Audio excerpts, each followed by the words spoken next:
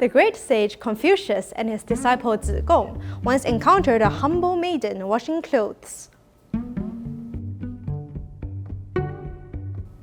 Confucius noted that she was wearing a jade pendant on her waist, which he associated with good character. Wishing to test her character, Confucius sent Zigong to talk to her and tempt her with his eloquence.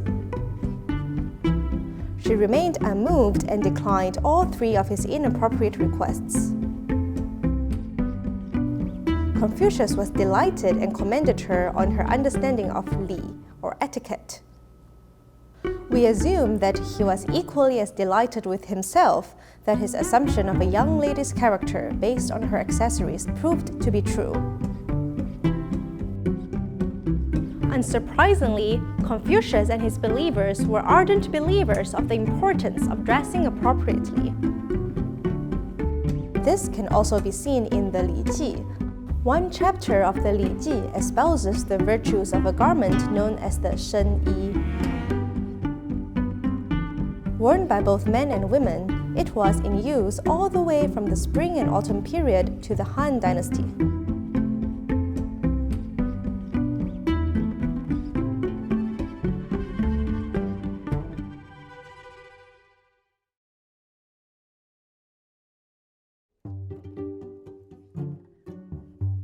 A Shenyi was supposed to have these attributes. It should not be made so short that any of the skin can be seen. The seam at the waist should be lower than the half of the skirt. The sleeves should be joined to the skirt at the armpit in the proper place so that the elbows can freely move.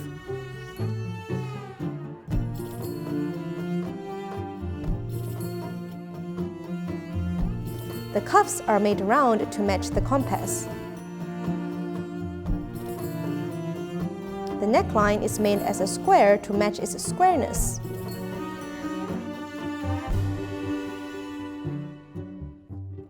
The seams carried at the back descend to the ankles to match the straightness of the plumb line. The edge at the bottom was made as balanced as the steelyard balance to match its evenness.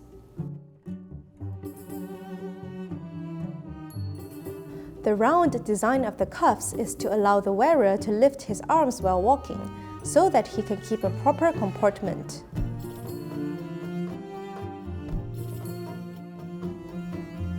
The edge of the bottom is made like the steelyard balance in order to settle down one's aim and to even one's mind. The Shenyi, which means deep clothing, is thus elevated from merely a garment to ward out the cold into a complex symbol of the central Confucian concept of Li.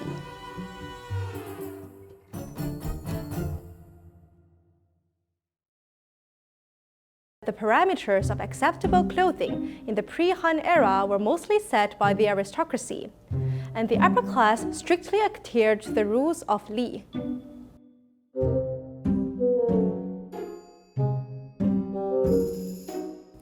Broadly translated as etiquette, Li specified that the various rungs of the social order should be distinct, and clothing was one of the easiest ways to mark that distinction. The distinctions were made mostly via the imagery used on the textiles and the color of the textiles. For instance, the 12 figures used by the emperor represented different attributes of imperial authority. Lesser officials could not use all 12, only specific combinations. Color was also regimented by an official color system tied to the 5 elements theory. For instance, each ruling dynasty justified their rule via the elements concurring one another.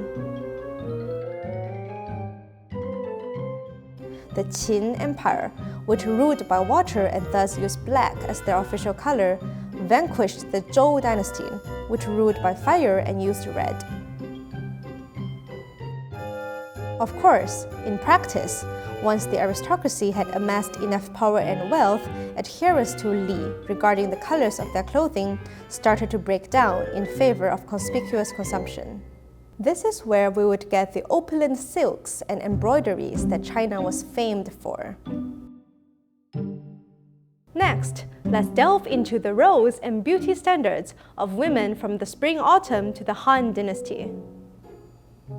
Toiletry boxes containing makeup items have been discovered in tombs from the Warring States to the Han. These boxes may contain combs, mirrors, hairpins, tweezers, brushes, powder puffs, fragrances, and cosmetics such as white powder and hair pomade.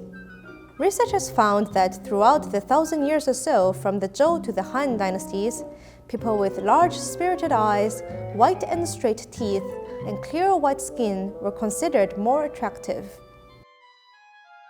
Faces were probably powdered with white powder, and dark brows were drawn on with pens. In the Han dynasty, there were trends for eyebrows called Guangmei, and the distant mountain brow, Yuanshanmei. The ideal was to possess long, dark, thick, shiny locks, and hair extensions were sometimes used to attain this ideal. Jade accessories finished off outfits for everyone who could afford it, that is. Apart from being pretty and helping to weigh down floating skirts, jade also had a moral value.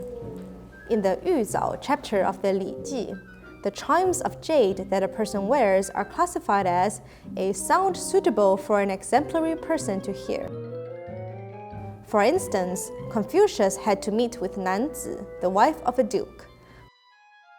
When they talked, Nanzi was half hidden behind a linen curtain, and he could hear her jade pendants clink when she bowed to him. The tinkle of the jade implies that she was properly dressed.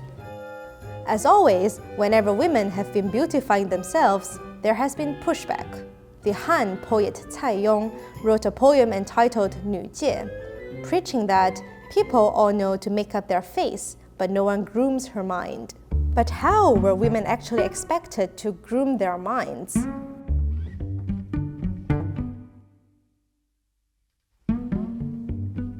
A woman did not need to read the classics, but she did need to be made of stern moral fiber. In Ban Zhao's book, 女戒, she exhorts, women's virtue requires neither unparalleled talent nor exceeding brilliance. Women's speech requires neither rhetorical eloquence nor sharp words. Women's appearance requires neither a beautiful nor a splendid look or form. Women's work demands no unsurpassable skills. Of women's work, textile production was a critical part, and it was inextricably tied to a woman's virtue. It took an enormous amount of time to produce a boat of cloth, and cloth had such stable value that in the Han Dynasty, cloth was used to pay taxes to the government. The ancient Chinese considered weaving to be part of agriculture, and there was an oft-repeated adage that men plow, women weave.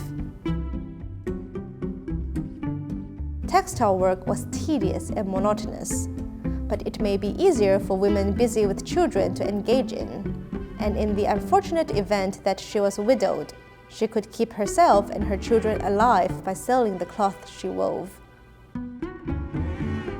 Widowed early, Meng Zi's mother toiled at her loom to feed her son and put him through schooling.